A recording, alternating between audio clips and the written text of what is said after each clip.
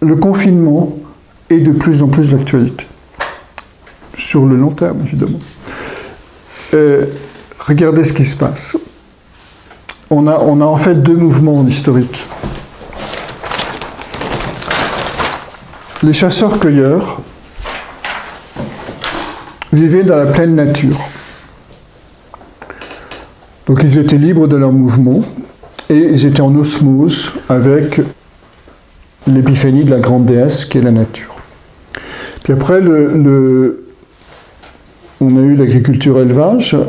Les gens ils se sont enfermés dans un territoire, protégés des prédateurs.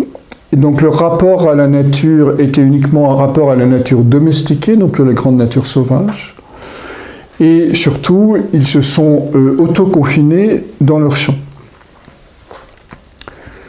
Donc ça, c'était il y a 2-3 000 ans à peu près. Beaucoup plus tard, les paysans sont rentrés dans les usines à la révolution industrielle. Donc nouvelle coupure avec la nature, mais définitive cette fois, puisqu'ils ne voient que la lumière artificielle. Et ils s'enferment encore un peu plus dans un espace plus restreint qui est l'atelier. Et puis aujourd'hui, à l'époque où se développent nos écrans et nos bureaux et tous nos machins un peu informatiques, on s'enferme encore plus, puisqu'on quitte la convivialité et la fraternité du parti politique et du syndicat pour rentrer dans la solitude du bureau derrière un écran. Donc on peut lire le grand processus de l'histoire comme étant un confinement, un enfermement progressif, où on quitte deux choses, on quitte la relation au monde extérieur, à la nature d'abord, nature sauvage, nature domestiquée, le pot de fleurs qu'on met dans le bureau, dans l'usine, et maintenant voir les fleurs artificielles qu'on met derrière son écran, ou qu'on a sur son écran en réalité. Et d'autre part, on quitte la relation. C'est-à-dire, chez le cueilleur, chasseur-cueilleur, la relation, elle était avec son clan et avec la nature.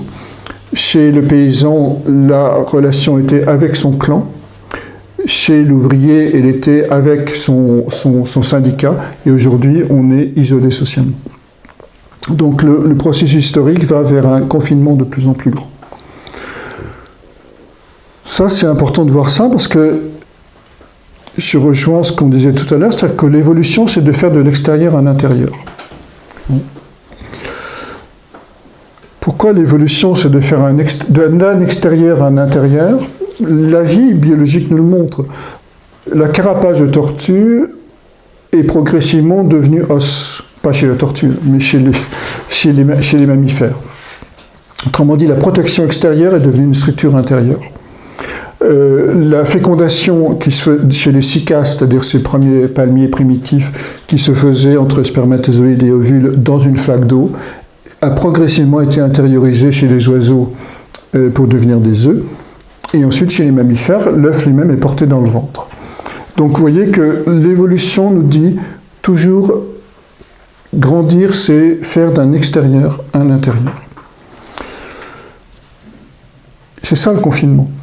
C'est-à-dire comment, alors c'est vrai sur le plan individuel, c'est vrai sur le plan collectif. C'est-à-dire se couper de l'extérieur nous amène à développer intérieurement les qualités qui nous manquent et qui sont représentées par cet extérieur. Ça va ça? Donc ça c'est le premier grand processus qu'on va appeler d'involution.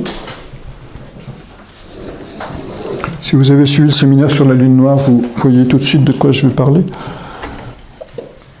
C'est-à-dire comment on est passé des grands espaces, la conscience se coagule progressivement jusqu'à arriver derrière son écran, dans son bureau.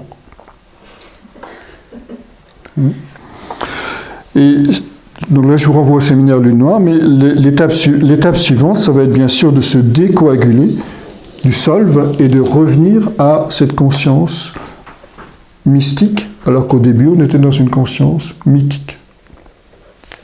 Donc, Au fond, revenir à la conscience mystique, c'est quoi? C'est être en contact avec Neptune, être en contact permanent et naturel avec la nature, la substance de l'âme du monde, de laquelle émergent trois pouvoirs, la puissance de vie, Pluton, et la pétillance de la compréhension, Uranus.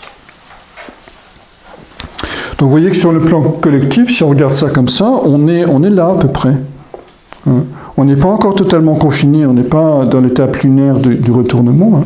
On est encore dans cette nécessité de contrainte par l'histoire, par le destin historique, de revenir vers soi en se coupant toujours plus du monde extérieur.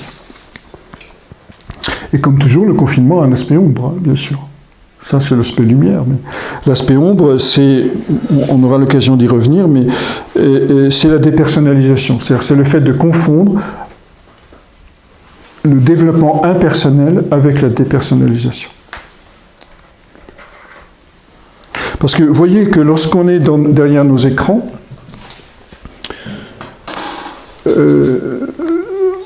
c'est exactement la même chose que de porter un masque. Quand vous portez un masque, symboliquement, vous cachez la bouche et le nez. Autrement dit, vous cachez l'organe de la convivialité, l'organe de l'émerveillement dans la relation proche au monde, et vous cachez l'organe, donc ça c'est la bouche, et vous cachez l'organe qui est capable de sentir l'air du temps. Le nez sent les odeurs c'est la mémoire de la métamorphose des corps, leur mort, leur catabolisme et leur anabolisme. Donc l'odorat nous dit comment les choses dans le monde évoluent et se transforment en permanence. Notre odeur est la trace de notre passage ontologique sur la Terre. Ouais, des fois, ça m'arrive de dire des trucs comme ça.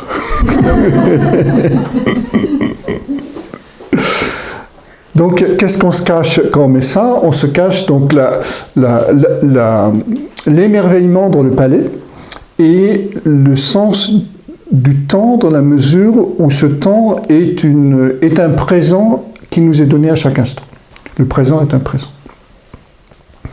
Et donc on regarde et on voit. Donc on ne libère que les sens du lointain, qui est l'écoute et la vue, qui sont, pour le faire simple, les sens qui vont construire des modèles. Parce que l'oreille, c'est l'entendu, donc c'est l'entendement, et la vue, c'est la vision, donc c'est la perception du futur. Et quand on est derrière nos écrans, c'est la même chose. C'est-à-dire, on ne va pas manger la personne, la lécher ou la renifler la personne qui est devant, on va juste la voir et l'entendre. Donc le masque et l'écran, c'est le même combat. C'est-à-dire, ça nous dépersonnalise, puisque le plaisir du goût, qui est le plaisir de la convivialité, et le besoin du temps à chaque instant pour notre évolution personnelle, sont fermés. Donc vous voyez, et ça c'est de l'impersonnel. C'est de la dépersonnalisation plutôt. Les deux sens personnels sont bouchés derrière nos écrans et derrière nos masques. Donc ça c'est l'aspect ombre du confinement, c'est-à-dire on ne vit plus que dans l'abstrait et la personne est niée dans sa spécificité. Or le développement impersonnel c'est pas ça, c'est comment la personne peut être la matrice pour des puissances du monde du sens. Et pour ça, il faut bien développer la personne. Par contre, il ne faut pas s'y identifier, sinon ça fait de l'égocentrisme. Donc le grand enjeu des années à venir, alors je ne peux pas vous dire quand, mais à mon avis, d'ici 20 ou 30 ans, ce sera cette période de retournement. C'est-à-dire, est-ce qu'on accepte la dépersonnalisation, ou est-ce qu'on est capable de se mettre dans une posture impersonnelle qui nous rend charismatique en réalité, parce que dès qu'on reçoit le monde des archétypes, à ce moment-là, il y a nos feux intérieurs qui se mettent en route, le feu de la sexualité, le feu du cœur et le feu du sang de Corona. Donc l'enjeu est là. Involution, évolution. Donc on va regarder l'histoire comme étant un processus d'involution qui est en train de toucher à sa fin et on arrive dans les années à venir à une nécessité du retournement de la conscience.